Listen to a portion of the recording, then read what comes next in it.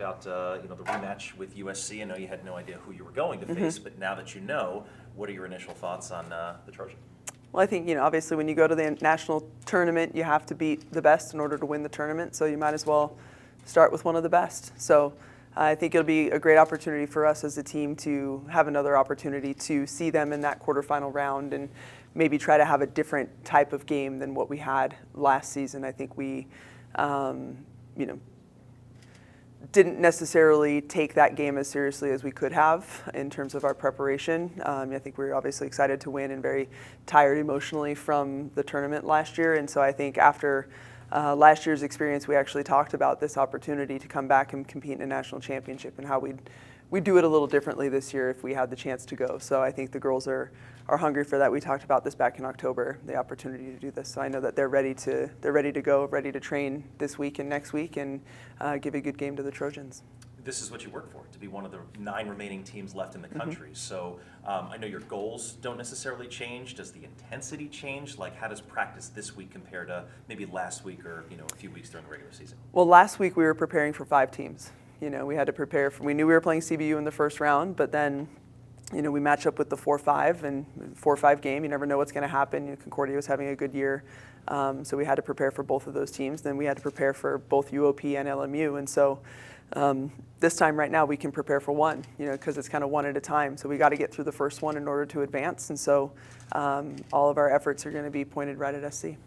What does it mean to be in the NCAA tournament? To not only be there 3 years in a row, but also to represent Fresno State, and you guys are still a new program trying to find your footing on the national stage. Right, and obviously COVID year aside, this is our 5th year as a program, and we've already been to the tournament 3 times, and so I think that's huge. It's really cool to see what we've done in such a short period of time, and to see Fresno State up in that bracket is always fun, regardless of if you knew it was happening or not. It's always really nice to see our name up there.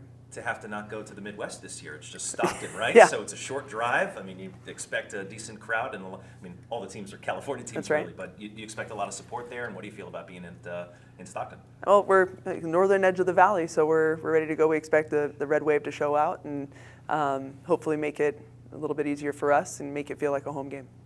Anything that you want to say about the way this team performed in San Diego? It was certainly a low-scoring game against, ironically, Pacific, the last team that you faced, which is you're going to their home now. But how do you feel like did the way this team performed at the GCC tournament, make you feel confident that, you guys are prepared for what you're about to face? Right. The staff and I were talking about this. We still have our best game in us, whereas maybe last year we peaked a little early and wasn't super, we won the tournament, the GCC tournament, but I really don't think we were playing our best water polo at that point. I think obviously our defensive effort holding UOP to 3 goals is crazy. They've got some kids that can shoot the ball really well and a really high-powered offense. And so for us to hold them to 3 goals is a testament to our defensive effort and how they're really working together for each other. And so I think we can, again, only having to focus on one team, I think we can put together a pretty good game plan, and the girls will all buy in and work for each other on defense and on offense. You've played this game at the highest level and succeeded. You know where you want these players to go. How do you translate your experiences to them? One game at a time. We can't get ahead of ourselves. I think there's been a lot of little sprinkles of my experience that I've been trying to give to these athletes every day. But just taking one game at a time, not worrying about the next thing, making sure you're present where your feet are in the moment and you just make the most of that opportunity. That's really all you can do. You can't think about the what ifs or the, this might happen or that might happen or what if we lose or what if we win. It doesn't matter. You just got to play each possession to its fullest. And so I think that's one of my biggest lessons I've tried to get across to the team. But also fear nobody.